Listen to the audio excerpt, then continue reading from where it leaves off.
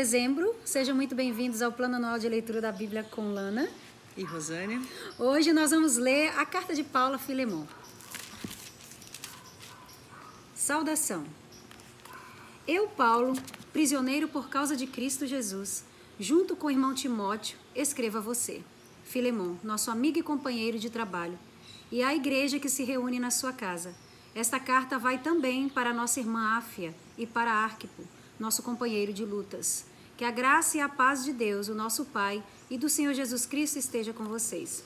A fé e o amor de Filemon. Meu caro Filemon, sempre que eu oro, lembro de você e agradeço ao meu Deus, porque tenho ouvido falar do seu amor por todo o povo de Deus e da fé que você tem no Senhor Jesus. Peço a Deus que a fé que une você a nós faça com que compreendamos mais profundamente todas as bênçãos que temos recebido na nossa vida por estarmos unidos com Cristo.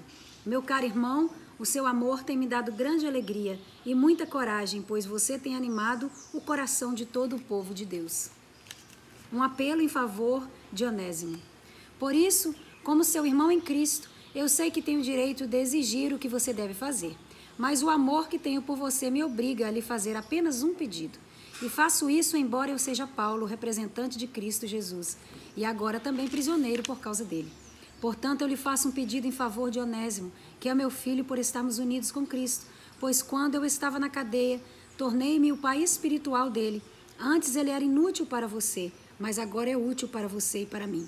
Eu estou mandando Onésimo de volta para você, e com ele vai o meu coração. Gostaria de obrigá-lo a ficar comigo, enquanto estou nessa cadeia por causa do Evangelho, a fim de que ele me ajudasse em lugar de você.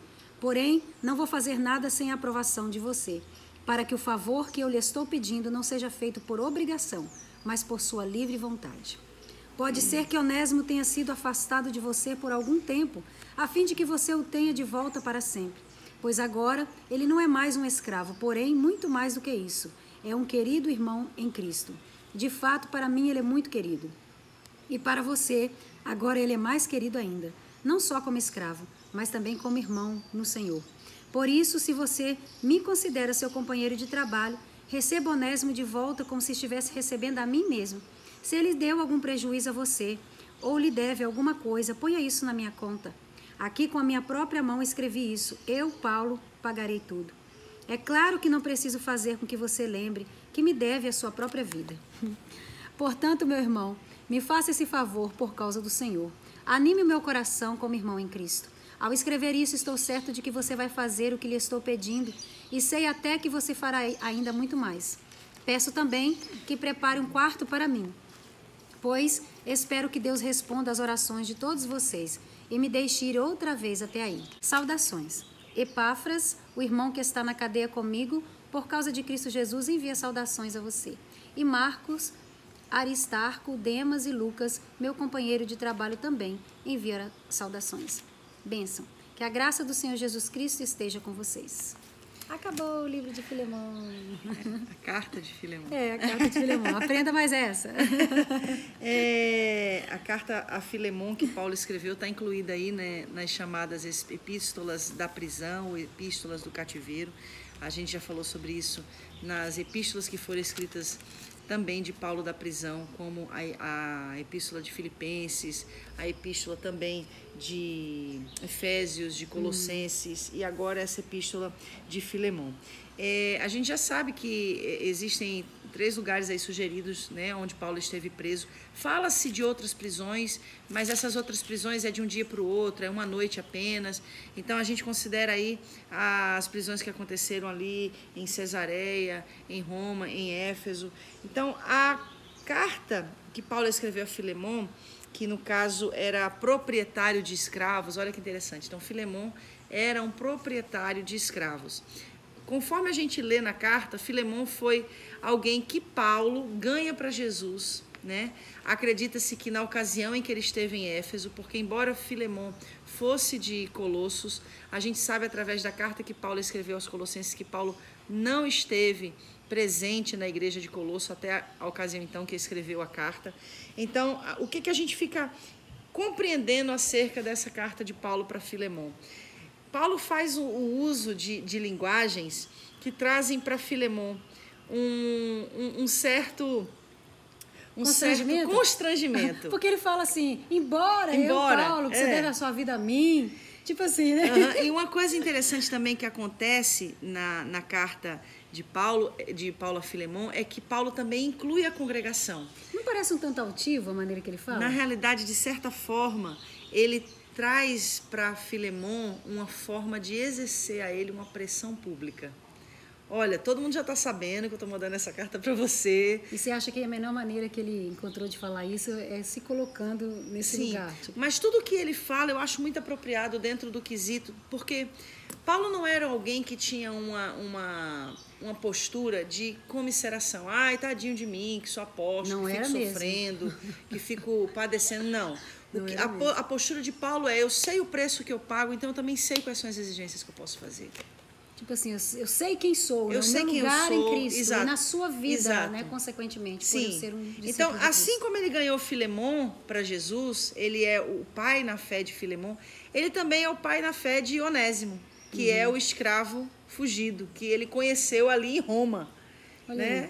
Então, quando Paulo ganha Onésimo para Jesus, e aí a gente pensa, não existe uma coincidência aí, né? Existe uma tremenda providência da parte de Deus.